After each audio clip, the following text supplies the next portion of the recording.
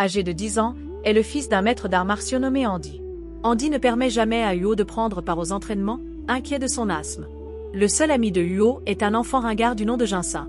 Andy est le 2 meilleur en arts martiaux de leur ville, mais cela va bientôt changer, car il a été défié par le meilleur, Zhao. Il a le dessus dans le match et est sur le point de porter un coup fatal à Zhao, mais ses croyances et son sens de l'équité l'empêchent.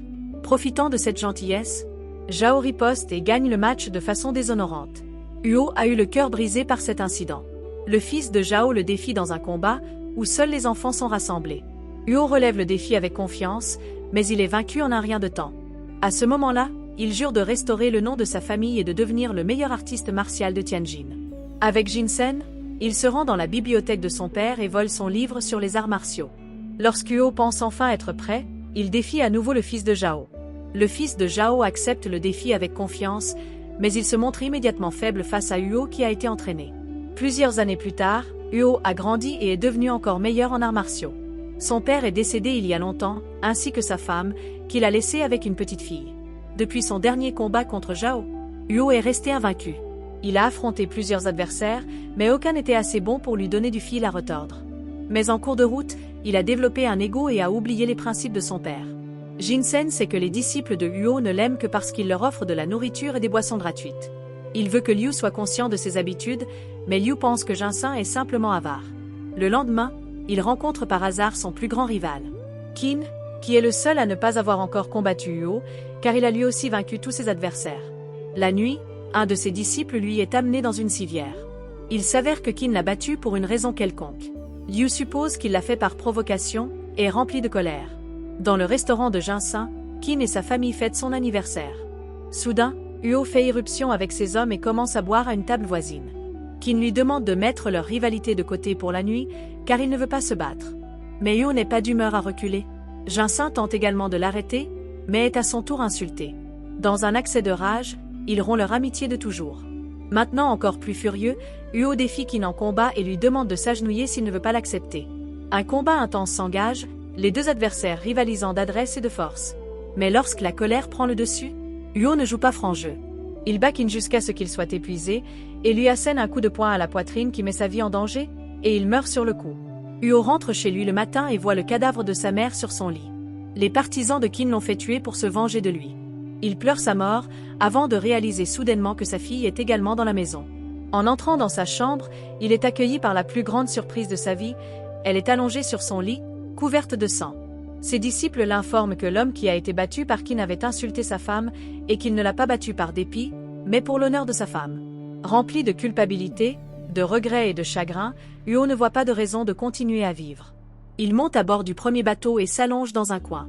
Après avoir vécu dans la rue pendant 6 mois, il tente de commettre l'impensable, mais est aussitôt sauvé par un groupe de personnes au bord de la rivière. Ils l'amènent dans leur tribu et prennent grand soin de lui, mais même après avoir recouvré la conscience, Huo sombre dans la dépression et ne parle à personne. Une femme aveugle nommée Moon prend soin de lui. Moon remarque la coiffure de Huo et lui propose de la ranger. Il marche pour la première fois depuis 1 mois et se rend à une rivière avec elle, où elle l'aide à couper ses cheveux. À partir de ce jour, il devient membre de leur communauté et les aide à cuisiner, à cultiver et à faire des travaux ménagers alors qu'une année s'écoule. Moon et Huo commencent à tomber amoureux l'un de l'autre. Un jour, Moon va voir la tombe de ses parents, ce qui rappelle à Huo ses parents et sa fille qu'il a abandonnés après la mort de cette dernière. Il parle de son projet à Moon, qui l'encourage avec joie. Huo promet de revenir dès qu'il le pourra et lui demande de l'attendre. Dans la scène suivante, nous le voyons entrer dans sa ville natale, Tianjin, qui est maintenant un endroit complètement différent. Huo se rend dans sa maison d'enfance, qui n'est plus qu'un vieil endroit miteux. Le domestique de la famille l'accueille. Il a fait de son mieux pour garder les choses telles qu'elles étaient, mais après le départ de Huo, une banque de créanciers a fouillé toute la maison à la recherche d'argent. Huo se recueille sur la tombe de sa famille et s'excuse auprès de son père. Il comprend enfin pourquoi il n'a pas donné le coup de poing il y a des années, alors qu'il aurait pu gagner le titre de meilleur joueur. Après cela, il va s'excuser auprès de la famille de Qin, s'incline devant son sanctuaire. Alors qu'il se promène dans la ville, il voit qu'un lutteur nommé Hercule O'Brien défie des Chinois dans un combat. Il est resté invaincu dans tous les combats et profite de l'héritage chinois. Huo veut le défier, mais il a besoin d'argent pour cela. Pour sa prochaine étape, il se rend chez Jinsen et s'excuse pour ce qui s'est passé il y a des années. Il promet d'avoir appris de ses actes. Lorsque Jinsen découvre pourquoi il a besoin de l'argent, il ne perd pas de temps avant de le lui remettre par l'intermédiaire d'un serviteur. Ensuite, Dans le club de combat de Shanghai de 1909, le combat entre Hercule et Huo commence, et Huo prend instantanément le dessus. Alors que le match devient intense, Huo sauve son adversaire d'être empalé sur des clous au bord du ring. En bon combattant, Hercule accepte sa défaite, et Huo devient le vainqueur. Huo gagne en notoriété grâce à ce combat et est appelé à Shanghai. Il y rencontre Ginseng, qui lui propose de fonder la Xiao Athletic Association, un lieu où l'on enseigne l'art du kung-fu aux étudiants chinois. Cependant, un groupe d'officiels de la Chambre des Affaires étrangères n'apprécie pas la popularité croissante de Huo auprès du public chinois. Ils craignent que ses victoires contre les combattants étrangers ne déclenchent des sentiments anti-étrangers au sein de la population et veulent s'assurer qu'ils perdent la prochaine fois. Ils proposent un match entre Huo et 4 champions étrangers, consécutivement. Bien que ce défi soit difficile et semble manifestement une tactique pour le faire perdre, Huo accepte d'y participer. Un jour avant le grand combat, il rencontre son rival, le champion japonais Tanaka. Ils discutent autour d'un thé et se lient d'amitié. Tanaka est un combattant loyal et respectable, tout comme Huo. Le jour du combat, Huo doit affronter 3 combattants internationaux, mais aucun d'eux ne reste sur le ring plus de 2 minutes. Huo les bête tous sans grande difficulté. Enfin, il affronte Tanaka, qui s'excuse pour ce match inéquitable et lui demande s'il devrait reporter. Huo lui dit que tout va bien, et le premier round commence.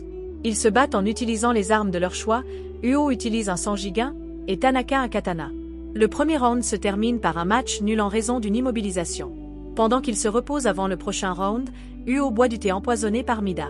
Le round commence, mais Huo s'effondre et crache du sang presque immédiatement.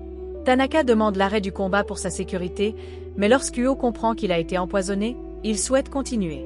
Comme il va mourir de toute façon, même s'il est épuisé et proche de la mort, Huo parvient à porter un coup fatal à la poitrine de Tanaka en utilisant la même technique qui a tué Qin.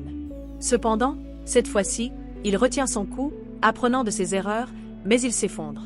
À ce moment-là, Tanaka déclare Huo vainqueur, sachant qu'il a délibérément retenu son coup.